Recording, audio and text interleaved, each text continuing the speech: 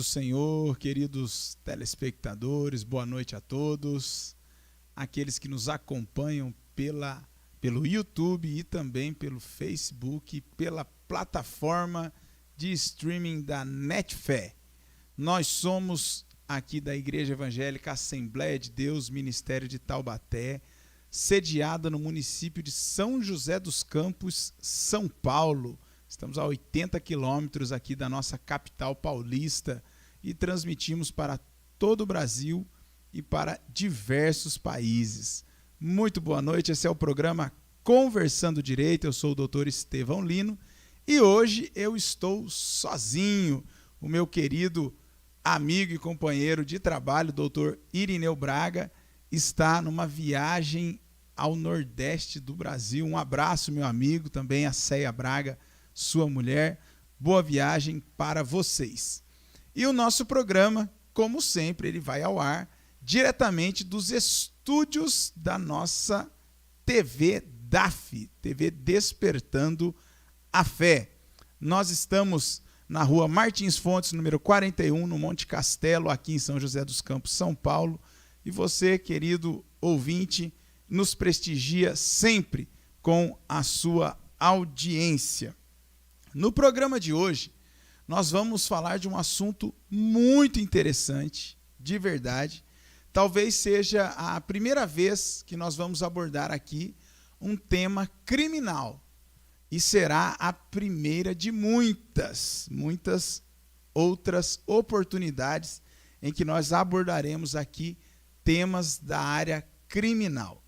E hoje nós vamos falar de um tema muito interessante. Vocês vão ver ao longo do programa, que é o crime de furto e as suas implicações legais. Então nós vamos aprender um pouquinho mais aí sobre o que é furto, que crime é esse, quando ele se caracteriza e se configura, a sua modalidade tentada, pena, aplicação de pena e etc. E para falarmos a respeito deste assunto, eu quero ler um texto bíblico que está no livro de Romanos, capítulo de número 13, versículo de número 8 a 10. Um texto muito pertinente ao que nós vamos falar hoje. Diz assim a palavra do Senhor: A ninguém devais coisa alguma a não ser o amor, com o que vos ameis uns aos outros, porque quem ama aos outros cumpriu a lei. Com efeito, não adulterarás, não matarás, não furtarás. Não darás falso testemunho, não cobiçarás, e se algum outro mandamento há, tudo nesta palavra se resume: amarás ao teu próximo como a ti mesmo. O amor não faz mal ao próximo, de sorte que o cumprimento da lei é o amor. É interessante, quando nós lemos aqui no livro de Romanos, esse aspecto do amor cristão, que nos leva a uma prática de abstenção de conduta. Veja bem, o que é isso? Lá na Antiga Aliança, no Antigo Testamento, nós temos o Decálogo, que são as 10 leis de Moisés, conhecida como Código Mosaico. E lá já havia previsão expressa de que a pessoa não deveria cometer o furto. Não furtarás. E quando nós vimos aqui em Romanos, que já é no Novo Testamento, nós percebemos que decorre do amor cristão a ausência ou a não prática do furto ou de qualquer outro tipo de crime. E é interessante isso porque o apóstolo Paulo, escritor do texto de Romanos, ele diz que o cumprimento da lei é o amor. Qual lei? A lei do Código Mosaico. É por isso que ele repisa aqui, refrisa todos esses aspectos do mandamento da lei. E entre eles, ele traz exemplificando aqui: não adulterarás, não matarás, não furtarás, não darás falso testemunho. Para a nossa vida, enquanto cristãos, nós temos que entender que a prática de tomar qualquer coisa do alheio, além de pecado, deixa claro que nós não estamos amando o nosso próximo. Essa é a ideia desse texto, de que quem ama o próximo não tem coragem de roubar, de furtar, de mentir, de cobiçar aquilo que é do seu próximo. Então, na conduta espiritual, na nossa vida espiritual, nós temos que entender que um desdobro do amor cristão em nossos corações é não praticar estes atos, porque eles ofendem a santidade de Deus e a moralidade divina. E na nossa vida secular, nós temos que compreender que o furto, a prática do furto ou de qualquer outro crime, conduz a uma reprovação social e nos conduz aí a pagar a devida pena. Então, no direito penal, tem a previsão muito clara de que nós não devemos furtar. Ora, se furtou, está cometendo crime e corre risco de ser preso. Então, aqui nós vimos como claramente a palavra funciona como uma fonte do direito moderno, porque o decálogo ele está há milhares de anos distante de nós, ele é refrisado aqui em Romanos, nessa carta do apóstolo Paulo, de aproximadamente 2000 anos atrás, e isso influenciou e influencia a legislação moderna até os dias de hoje. Agora, se nós formos pensar o direito penal como uma ratio do direito, como uma contenção do direito, nós temos que entender que o direito é feito de camadas, é assim que você compreende, de camadas de contenção do conflito social. Ou seja, o direito é um instrumento para a pacificação do conflito social. O que é isso? As pessoas divergem entre si. É comum que haja divergência, e havendo divergência haverá uma disputa. E essa disputa instaurada, alguém tem que dirimir a questão, decidir. E aí é onde entra o Estado, por meio do seu poder judiciário, para decidir. Então nós tivemos um período da história que era chamado de vingança privada. A pessoa que sofria um mal, ela buscava a vingança ela mesma. Ela dava a retorção imediata, a justa paga, ela se vingava. É o chamado período da vingança privada, que nós conhecemos como o olho por olho, dente por dente, ou a lei de talião, mão por mão, pé por pé. Me feriu um olho, vou lá e desconto nele, ferindo o olho dele também. Era algo mais ou menos assim.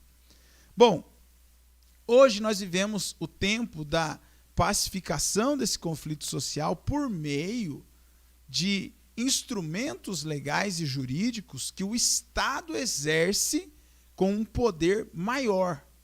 Então, o Estado é o garantidor da pacificação do conflito. Aí você fala, mas que conflito é esse? Da onde que existe esse conflito? Ora, toda vez que uma pessoa comete um ato ilícito, que ela vai além da lei. E isso acontece o tempo todo, todos os dias. É um ilícito administrativo. A pessoa está dirigindo um veículo e ela passa o sinal vermelho. Ela infringiu a lei. Então ela pode ser multada. É um ilícito administrativo, recebe uma multa conforme previsto no Código de Trânsito Brasileiro, CTB, e aí, ok, tá? Houve a reprimenda deste conflito, a pessoa não quis obedecer à lei. Há também, numa segunda barreira de contenção, o direito civil. O direito civil, quando as pessoas cometem ilícitos civis. Então, mesmo caso, a pessoa está lá dirigindo um carro, freia, vem alguém atrás e bate, colide no carro dela. O que é que ela vai fazer? Ela vai exigir a indenização, a reparação do dano. E se a pessoa não quiser reparar, ela vai buscar o Poder Judiciário, que vai obrigá-la, por meio dos instrumentos legais e jurídicos, a reparar o dano. Então você observa que nessas duas telas de contenção do direito, na primeira, o Estado pune a pessoa de modo administrativo para que ela entre dentro da lei. Na segunda, o Estado pune porque ela causou prejuízo a um terceiro. Então esse terceiro precisa ser ressarcido. Agora, na última ratio, ou na última barreira de contenção, nós temos o direito penal. Qualquer cidadão que viola uma norma penal viola um direito coletivo. Ele ofende a toda a coletividade. Então, quando você pensa num agente criminoso, e ele foi lá e cometeu o crime, hoje aqui, o crime de furto, subtraiu o objeto, aquele crime não foi cometido exclusivamente contra a vítima, mas ele foi cometido contra toda a coletividade. É por isso que ele é processado pela justiça pública, ou promotoria de justiça, e é preso. Então ele vai pagar agora com a própria liberdade, ou cerceamento da liberdade. Em Roma, haviam algumas formas de se pagar o crime de furto. Lá no direito romano, o furtum, em latim, as pessoas que assim cometiam tal deslize eram obrigadas a ressarcir o dano, a depender do crime que ela havia cometido, do que ela havia furtado e de qual classe social ela pertencia. Porque se ela não tivesse cidadania, por exemplo, ela poderia pagar com o próprio corpo. O judiciário romano ordenava que o roubador, ali, o furtador, ele se tornasse um escravo da vítima, para, desse modo, então, ressarcir o prejuízo causado. E hoje é diferente. Ao cometer um crime de furto, se houver condenação, a pessoa vai ser reclusa no sistema prisional brasileiro. Pois bem, feitas essas noções introdutórias, o que é furto? O que é furto? Porque nós dizemos assim, fulano roubou o cicrano. Ele está roubando. Mas eu conheço um rapaz que trabalha lá no caixa da empresa e ele está roubando o dinheiro da empresa. Olha, ele foi lá e ele foi roubado. Veio um ladrão armado e roubou ele. Então o termo roubo ele é usado de forma muito ampla para tudo que é ilícito que subtraiu o patrimônio. Então aqui nós temos a primeira identificação do crime de furto, que é saber que é um crime contra o patrimônio. Ele não é um crime contra a vida, ele não é um crime contra a dignidade sexual ou contra a liberdade sexual, ele não é um crime contra a administração pública, ele é um crime contra o patrimônio. Então, esse é o primeiro aspecto. Segundo, o crime de furto, o roubador ou o agente criminoso, ele subtrai a coisa. É desse jeito que se fala, a coisa. Ele subtrai para si aquilo que não lhe pertence. Só que ele faz isso de modo que ele não usa violência e ele não usa grave ameaça. Isso é o que diferencia, basicamente, o furto do roubo. O roubo, o ladrão, ou ele está armado e faz uma grave ameaça, olha, me dá o relógio, senão eu vou atirar. Então ele está armado, ele está ameaçando.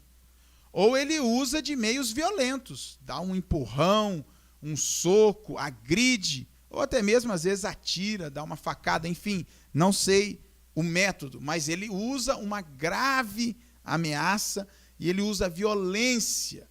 Quando não há violência, é furto. Então, a pessoa deixou lá o celular em cima da mesa. Quando voltou, não estava mais. Alguém subtraiu aquele celular. Furto. A pessoa usou de grave ameaça, usou de violência, já não é mais furto. É roubo. Então, para nós identificarmos claramente o que é furto, é sempre pensar isso. Teve violência? Teve grave ameaça? Não, não teve. Então foi um crime de furto. Aqui há um caso muito emblemático, que é a questão do punguista. Não sei se você sabe o que é aí, telespectador, um punguista.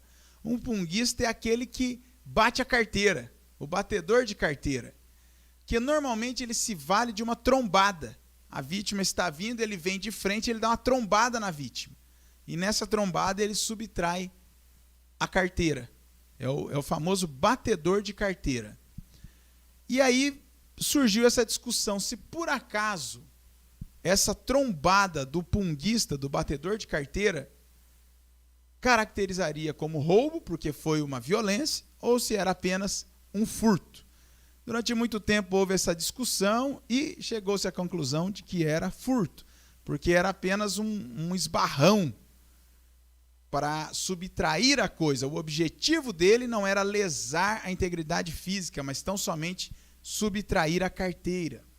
E aí classifica como furto. Então, para você, telespectador, hoje está aprendendo aí o que é furto, o que é roubo. Então, essa é a diferença. A diferença está se existe grave ameaça e se existe violência. Existindo, é roubo. Se não tem, aí é furto. Tá ok? Vamos lá, nós temos o nosso WhatsApp. Se você quiser participar conosco, mandando aí a sua dúvida, a sua pergunta, pode nos enviar um áudio. O nosso código de área aqui, o DDD é 12 e o nosso WhatsApp é 997666028. 997666028. E nós estamos transmitindo dos estúdios da Web TV Despertando a Fé e também pelo serviço de streaming Netfé. Esse serviço de streaming interessantíssimo, voltado para a família brasileira, para a família cristã, com conteúdo todo de classificação livre. Nós temos aí, produção, aquela vinhetinha da Netfé para passarmos aos nossos telespectadores? A Netfé.tv é uma plataforma de distribuição de conteúdo que preza pelos valores morais e cristãos. Em nossa programação, há uma diversidade de programas para toda a família.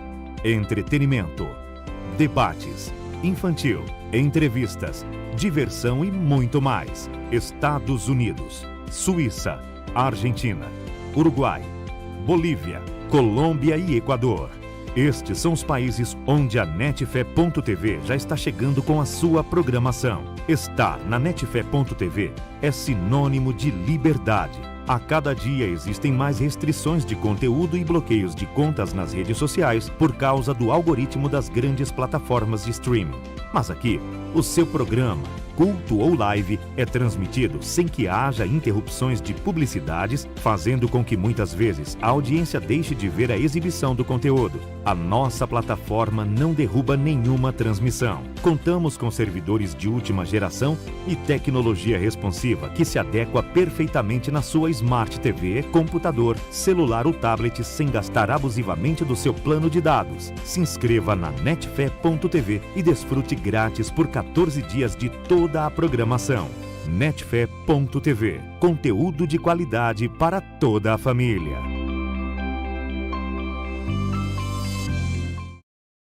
Muito bem, www.netfé.tv. Conteúdo de qualidade para toda a família brasileira. Eu tenho criança em casa, quantas vezes eu estou ali assistindo televisão, você afasta um minuto, entra um conteúdo inadequado na tela, não é? Agora, se você tiver Netfé, aí vai ser diferente. Um conteúdo voltado para a família brasileira, conteúdo de qualidade. Bom, talvez não seja tão bom, você está na dúvida, baixa lá o aplicativo, faz lá o download, a sua inscrição, você tem 14 dias gratuitos no Netfé. E aí você vai experimentar todo o conteúdo ali, tenho certeza que você vai assinar esse serviço de streaming de alta relevância. Muito bem, nós estamos no programa Conversando Direito e hoje nós estamos tratando de um tema interessantíssimo, o crime de furto e as suas implicações legais. E, produção, por acaso chegou aí alguma pergunta dos nossos telespectadores? Boa noite a todos. Temos uma pergunta sim. A pergunta é a seguinte: o que não pode ser objeto de furto? Muito interessante essa pergunta. O que é que não pode ser objeto de furto? Nós temos várias coisas que não são objetos de furto, mas vou citar uma delas. A res nullius. O que é res nullius? Coisa de ninguém. Aquilo que não tem dono não pode ser objeto de furto, porque é um bem que não tem um dono, é uma propriedade sem dono. Então ele não pode ser objeto de furto. Olha lá. Primeiro, o objeto do furto é uma coisa móvel, tá? É uma coisa móvel. O que diz a lei? Subtrair para si ou para outrem coisa alheia móvel. Então, bens imóveis, tudo que é imóvel não pode ser furtado. Até porque como é que o camarada vai furtar uma casa, né? Colocar nas costas? É difícil. Então, o bem tem que ser móvel. Segundo, o que é que não pode ser? Coisa de ninguém. Res nullius. Aquilo que não tem dono não pode ser objeto de furto. Mas o que é que não tem dono hoje em dia, não é? O lixo. Olha aí, um grande exemplo é o lixo. Então você, querido telespectador, uma vez que você recolheu aquilo que você julgou como lixo, para mim não me serve mais, colocou lá fora, perto da lixeira ou no local onde o coletor vai passar recolhendo, aquilo é coisa de ninguém. É por isso que quando chega o dia da coleta seletiva ou do lixo limpo, diversas pessoas vêm passando, recolhendo aquele lixo, recolhendo aquele material reciclável, latinha, garrafa PET, papelão, porque talvez para nós não seja nada, não tem interesse nenhum, vou descartar. Mas passa alguém ali, pega aquilo e vai levar para vender, vai fazer dinheiro. Então, se você pegou um tênis, para mim não me serve mais, jogou lá na caçamba do lixo, passou alguém e pegou, falou, está furtando o tênis ali do lixo. Não, não está furtando. Não há furto quando a coisa é de ninguém, ou seja, res nullius. Agora aqui cabe uma diferença muito grande. Coisa de ninguém é muito diferente de coisa pública, tá bom? O que é a coisa pública? Tudo aquilo que está nas áreas comuns das nossas cidades, dos nossos municípios. Tudo que está na área comum pertence ao Estado, seja o ente federativo município, o Estado ou a União. Aquele bem público tem dono. Porque senão o camarada passa lá na praça e vê uma lâmpada e fala, vou pegar essa lâmpada aí. Ele está cometendo um crime contra o patrimônio público. Ele não pode, aquilo ali tem dono. Então a praça pública tem dono, o banco da praça, aqueles balancinhos, aqueles parquinhos, aqueles balanços que ficam lá, a rede, a tela do basquetebol, das quadras públicas, as luminárias, as lâmpadas, tudo aquilo tem dono. O dono é o Estado. Então aquilo lá pode ser objeto, sim, de crime contra o patrimônio público, e aí seria um detalhe bem específico, mas não pode pegar aquilo. Então o que é que não pode ser objeto de furto? Coisa imóvel, pela lógica, e coisa de ninguém, tá bom? Isso aí é muito interessante. Tem mais alguns casos que eu ainda vou falar no dia de hoje. Tem mais alguma pergunta, produção? Pastor, temos várias perguntas aqui, mas já vamos selecionar aqui. Eu gostaria muito que o senhor reforçasse como se caracteriza o crime de furto. Muito bem. O crime de furto, ele é caracterizado quando o ladrão ou o furtador tira a coisa, olha só, olha o termo, da esfera de disponibilidade do proprietário e da sua vigilância. É interessante isso. Por quê? Se o indivíduo, o ladrão, vem aqui o meu smartphone, e ele subtrai e leva, ele tirou da minha esfera de disponibilidade. Eu já não consigo, está longe do alcance da minha mão. Só que se ele estiver levando e eu ficar de olho nele, aonde ele está indo, ele não saiu da minha vigilância, o crime não consuma. Há uma tentativa de furto. Então, para que o crime de furto se consume, a coisa alheia, quer dizer, a coisa do outro, móvel, tem que ser subtraída, tirada da esfera de disponibilidade do dono e sair da sua vigilância. Aí consuma-se o crime de furto. Então, é nesse aspecto que se configura aí o crime de furto. Mais alguma pergunta, produção? Temos sim. Vamos mais uma aí. Qual o elemento subjetivo do crime de furto?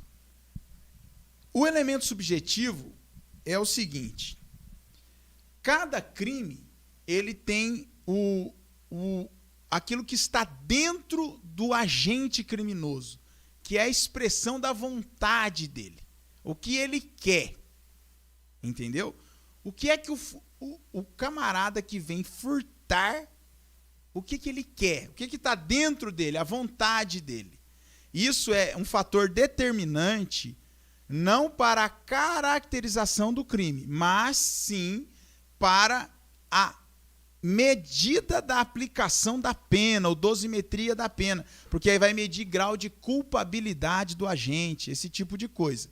Então, o elemento subjetivo é o que nós chamamos de dolo ou culpa, a vontade do agente, é o animus furandi, ou o animus furtandi, é a vontade de furtar. Então, quando o indivíduo vai e subtrai a coisa, ele quer, de fato, o objeto. Ele é ladrão. Ele não quer machucar, ele não quer ferir, ele não quer colocar uma grave ameaça, ele não tem intenção de matar ninguém. A intenção dele é pura e tão somente subtrair aquela coisa para si. Então, ao fazer isso, ele tem que estar imbuído de uma vontade de subtrair a coisa para si, que é esse que nós chamamos de elemento subjetivo. Isso faz toda a diferença na hora de aplicar a pena. Na hora que o juiz for aplicar a pena aí no criminoso, ele vai olhar o elemento subjetivo. E é interessante que no nosso Código Penal, nós temos um tipo penal chamado estelionato. É o famoso 171. Todo mundo sabe. O que é 171? 171 é o artigo do Código Penal que trata do estelionato. Enquanto no furto está lá no artigo 155 do Código Penal. E o furto, há um furto que é o furto mediante fraude.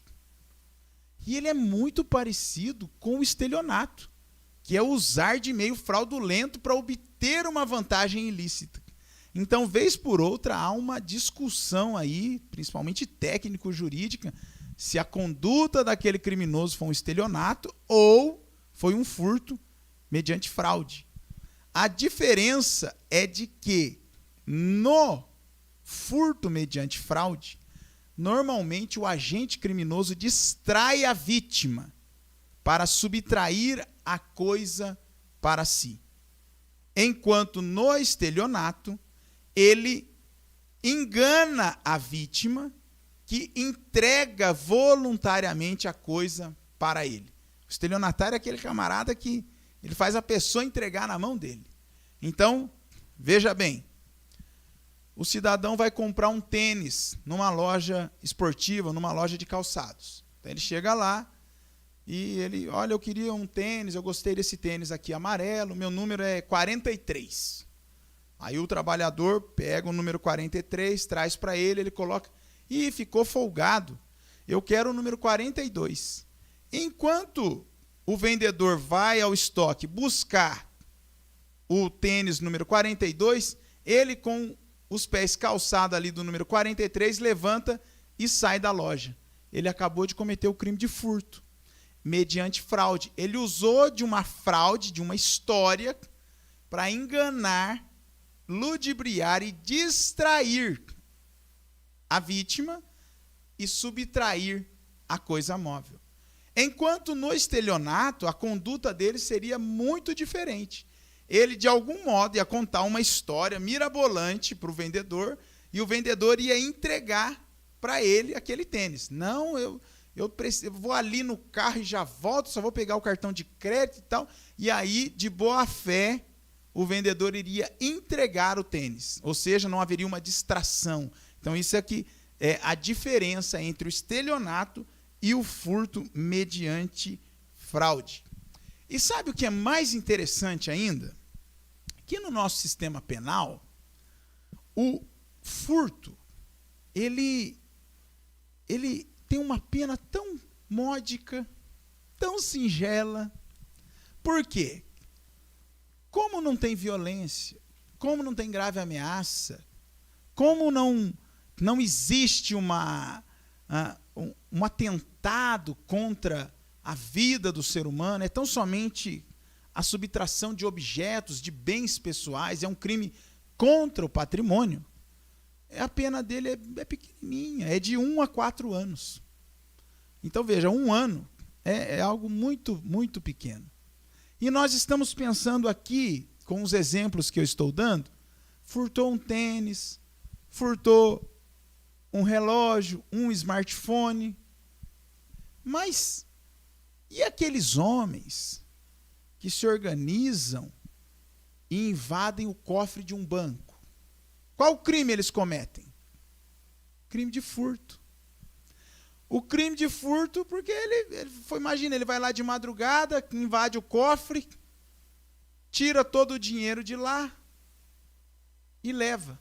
Na segunda-feira, normalmente faz esse crime de sexta para domingo. Na segunda-feira, quando chegam para trabalhar no banco, cadê o dinheiro do cofre? Alguém furtou. Crimezinho de nada. Roubou, às vezes, milhões. Furtou milhões. Mas ele cometeu o crime de furto. Aqui nós teríamos alguns tipos mais específicos, que é o chamado furto qualificado. O furto qualificado também está previsto no Código Penal brasileiro. É quando se vence obstáculo para poder cometer o crime de furto, com o emprego de 2 ou mais agentes, quer dizer, concurso de agentes. Então, existe ali na lei algumas previsões, e aí há um aumento de pena, tá? Uma qualificação, uma especificidade da pena. Mas, mesmo assim, ainda é uma pena muito, muito pequena. Então, se você pensar nos grandes furtos da história do nosso país, invasão ao cofre da Protege, transportadora de valores, a invasão ao Banco Central de Fortaleza em 2006 e outros grandes assaltos, não é assim que sai no jornal, assalto a banco, mas não é assalto, foi cavado túnel, foi lá por baixo, entrou no cofre, tirou, no caso lá do Banco Central de Fortaleza, 164 milhões de reais. Qual o crime que eles cometeram? Crime de furto. Como se fosse um punguista, um batedor de carteira. Depois, mais adiante, a gente vai ver que teve algumas razões para eles terem uma pena um pouco maior, elástica. Mas todos os integrantes daquela facção ou daquela quadrilha que assaltou em 2006 o Banco Central de Fortaleza, roubando aí 164 milhões de reais, todos eles estão na rua. Todos foram presos, todos cumpriram a pena e todos já estão livres, porque eles cometeram um crime de furto. Então, não tem assim uma expressividade na pena. Então, o direito penal não pune com grande e pesada pena os furtadores. Muito bem, produção. Temos mais alguma pergunta? A pergunta aqui tá boa, pastor. Tem bastante pergunta aqui. Muito bem.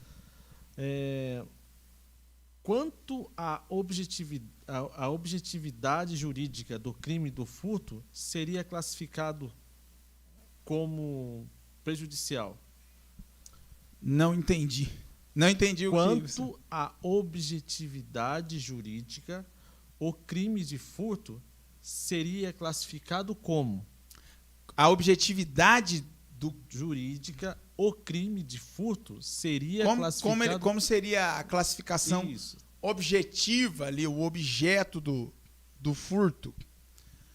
Antes de responder essa pergunta, produção, eu quero destacar 2 pontos muito interessantes do crime de furto. O primeiro deles é o furto famélico. O que seria furto famélico? Furto famélico é quando a pessoa furta para comer. Então, quando a pessoa entra lá no mercado e furta um pão para matar a própria fome, você sabia que não é crime? Não é crime. A nossa legislação não considera crime aqueles que furtam para comer. Então, é classificado como furto famélico, aquele que está morrendo de fome, ao subtrair um alimento e fazer dele ali o alimento para comer, não comete crime. É interessante isso. Isso aqui nada tem a ver com uma coisa que nós vamos logo mais adiante estudar aqui, verificar, que é a insignificância do crime. Esse tem a ver mesmo com o furto para a alimentação. Então, a pessoa que furta e come, não comete crime. É por isso, você imagina, tem lá uma árvore com uma bela fruta. A pessoa vai e pega aquela fruta e come. Ao comer aquela fruta, ela não furtou nada da casa de ninguém. Sabia? É o furto famélico. Não há crime quando se furta para comer. A res nullius, coisa de ninguém, o lixo, não há crime. Já disse aqui. Outro aspecto, furto de uso. Esse é muito interessante. Você pega o seu carro, leva ele lá para o camarada lavar, no lava-carro. Aí você deixa lá na confiança, daqui a pouco você olha e você olha lá meu carro. O rapazinho do lava-carro está lá passeando com o seu carro, vai lá na casa dele e volta. Aí você fala assim, rapaz, ele furtou meu carro. Falou, não, furto de uso. Ele pegou o carro, usou o carro e devolveu o carro. Não comete crime. É o chamado furto de uso. Então, subtraiu a coisa. Veja, não havia consenso. O proprietário do veículo não deixou o veículo lá para ficar sendo usado como meio de passeio ou de transporte do lavador de carro. Não. Ele deixou lá para ser lavado. Mas a pessoa usou o carro. Foi para lá, veio para cá.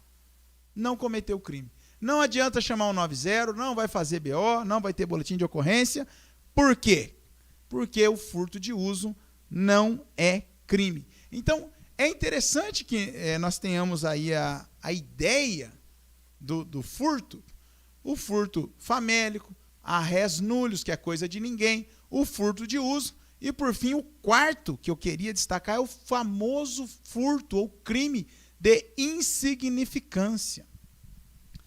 No Brasil, sempre houve uma crítica social dizendo que aqui se prende o ladrão de galinha, o ladrão de milhões não. E aí veio uma construção jurídica do furto ou do crime de insignificância, quando o valor da coisa é muito pequeno, é módico.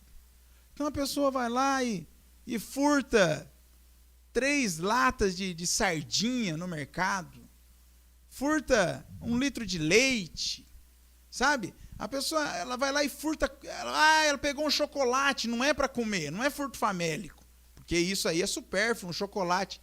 Mas um chocolate de R$4 vai gastar polícia, juiz, promotor, advogado, justiça para punir um furto de R$4.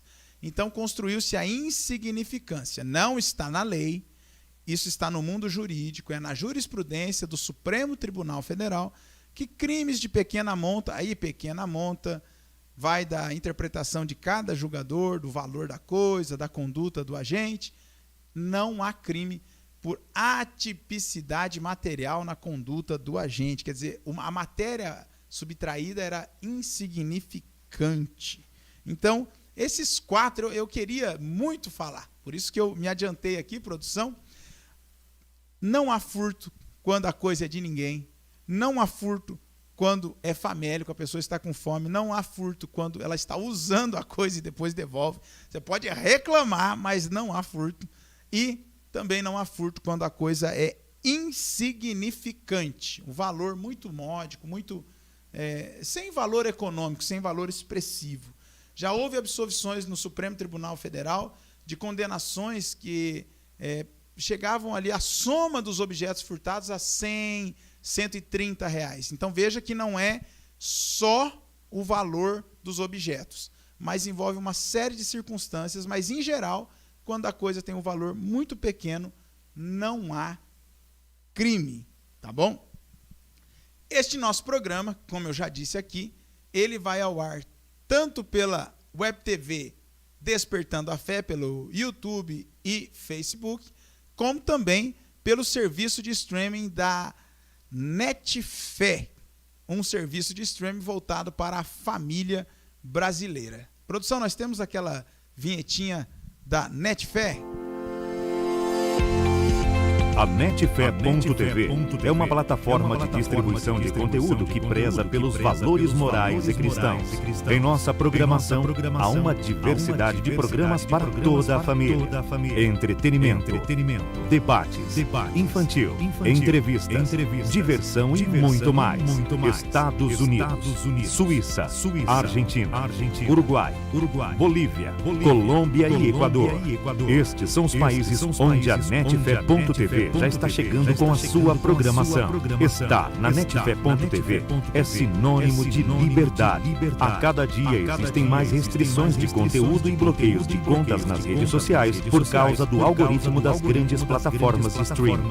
Mas aqui, o seu programa, culto ou live, é transmitido sem que haja interrupções de publicidades, fazendo com que muitas vezes a audiência deixe de ver a exibição do conteúdo. A nossa plataforma não derruba nenhuma transmissão.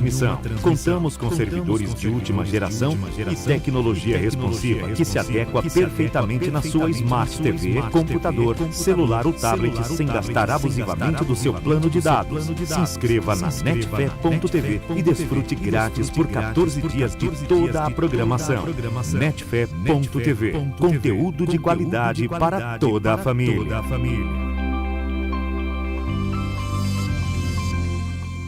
Muito bem, www.netfé.tv. Faz lá o download do aplicativo, você tem 14 dias grátis para testar e experimentar esse canal, esse serviço de streaming aí voltado para a família brasileira. Antes de finalizar aqui essas ponderações e pontuações sobre o crime de furto, é interessante dizer que há uma ação chamada ação civil ex delito. O que é isso? Todo crime contra qualquer crime que seja, a prática dele pode ter um desdobro na área civil, que é uma indenização, inclusive o furto. Então, muitas vezes a pessoa vítima de furto, como eu disse, ela é vítima, mas quem processa o indivíduo é a justiça pública, porque ele violou uma norma da coletividade. Tá bom, mas e a vítima e o prejuízo dela? Ela pode entrar com uma ação civil ex delito, quer dizer, o ato ilícito praticado, e ela vai lá e busca o ressarcimento daquele valor que foi subtraído dela. Ela pode processar o ladrão, em outras palavras. Isso é algo muito interessante. A pergunta ali, quanto à objetividade jurídica do crime de furto? O crime de furto ele é classificado como um crime comum. Ele não é um crime especial ou um crime de tipo penal complexo, como nós dizemos. Depois podemos até ver isso no crime de roubo, que é quando se juntam 2 crimes num só tipo penal. Aqui nós estamos diante de um crime comum. É um crime de objetividade jurídica comum. É assim classificado pela doutrina. Muito bem, queridos telespectadores, nós temos aqui 2 quadros muito interessantes no nosso programa, e um deles é o assunto destaque da semana. É isso aí, olha lá, o assunto destaque da semana. Quem é Angelita Gama? Professora da USP que entrou para a lista dos cientistas mais influentes do mundo. Gastroenterologista, é referência na especialidade. Ela foi aprovada, não é que houve um concurso, tá? Mas ela foi aprovada pela Universidade de Stanford, nos Estados Unidos, por sua atuação, e foi incluída entre os 2% de cientistas que mais se destacaram mundialmente. Essa professora da USP. E por que é que eu trouxe este assunto hoje como assunto destaque da semana? Porque quando você abrir o jornal hoje, o jornal de hoje, dia 5 de abril, hoje dia 5 de abril de 2022, está lá um vereador do Rio de Janeiro que gravava vídeos para o YouTube, tudo fraudulento, vai ser cassado, instauraram lá uma CPI contra ele.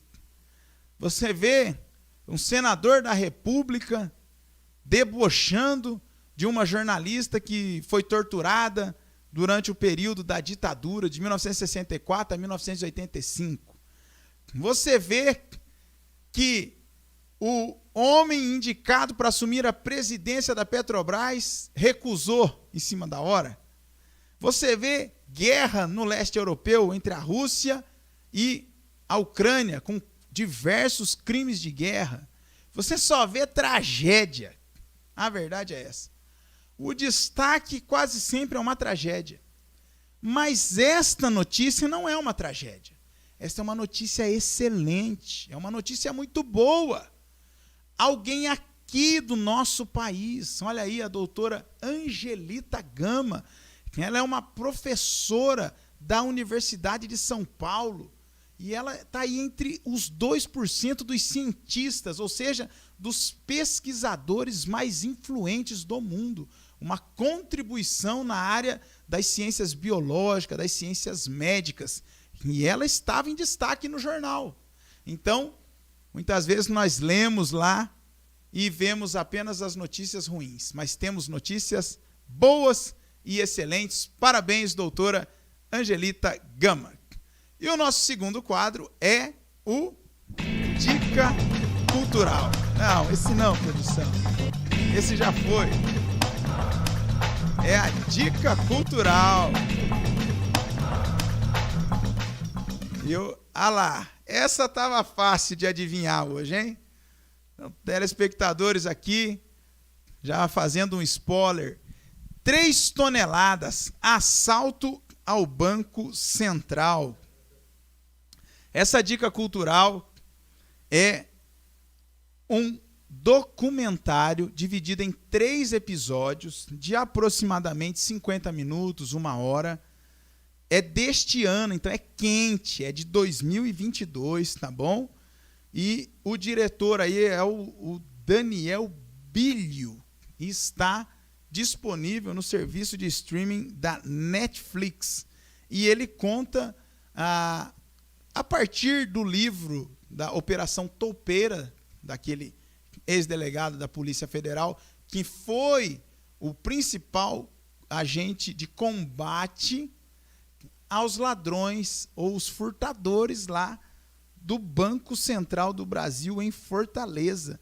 Aqueles homens que furtaram 164 milhões de reais. Não é brincadeira, não. Eles foram lá, cavaram um túnel de 80 metros, furtaram toda essa quantia de dinheiro e, no final das contas, todos foram presos. Grande parte do dinheiro recuperado, e o que não foi recuperado em espécie, foi recuperado em bens, fazendas, casas, iates, helicópteros, aviões, motos e tudo que você puder imaginar. Coleções de relógios caríssimas recuperadas e, depois do leilão, foram reavidos aí ao patrimônio da União. Mas foi realmente um furto espetacular. Fica aí minha dica, é muito bom este documentário. Eu assisti e recomendo.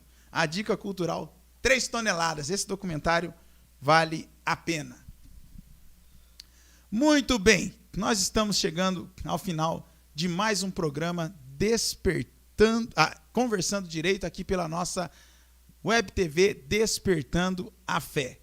Queridos telespectadores, novo horário, terça-feira das 22 às 23 horas, pelo YouTube, Facebook e também pela Netfé. Na semana que vem um assunto quente, que é a proteção do patrimônio público municipal. Nós vamos ter aqui diversos agentes de segurança pública do município e o assunto vai ser quente, hein? Então não perca, terça-feira da semana que vem, às 22 horas, no programa Conversando Direito. A todos vocês, uma excelente noite e uma ótima semana. Fiquem todos na paz do Senhor. Um abraço e até mais.